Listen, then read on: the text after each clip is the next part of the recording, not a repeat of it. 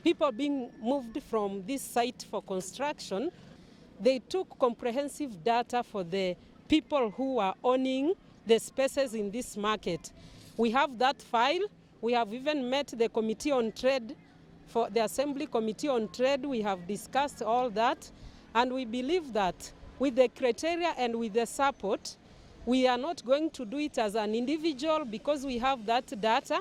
We have a data that is having over 300 traders, but as I'm saying, this market may accommodate up to 500 traders, and that data will be used and we will sieve it to ensure that the people who are here will get spaces. We will ensure that we take good data and statistics on what is going on the people who are here, and we hope that all people will benefit. We will bring all stakeholders together, including the market committee, including environment, Department of Roads and Public Works, municipality, water and energy, and even PSM, so that we work this as a team and not as an individual. We are assuring our traders, msiwe na wasiwasi. Wenye waziri wangu wamenisema wa trade, it's going to accommodate over 500 people.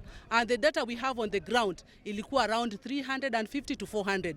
That tells you the space for each and everyone, and more traders who are here because town is expanding watakuwa accommodated. So we are happy with this project. We are very grateful to our Governor Ochilo Ayako for making sure that this project is going to come to its completion by January. Watu wa county government wako na data yao. Hata sisi kama wafanyabiashara tuko na data zetu.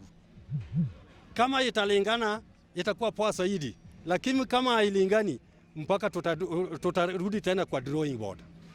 Kwa sababu tunajua kitu yenye iko kwa data yao saa ingine tofauti sana na data zetu. Hao wenye wanajenga hii soko walisema hapa ndani peke yake ndio walisema watajenga.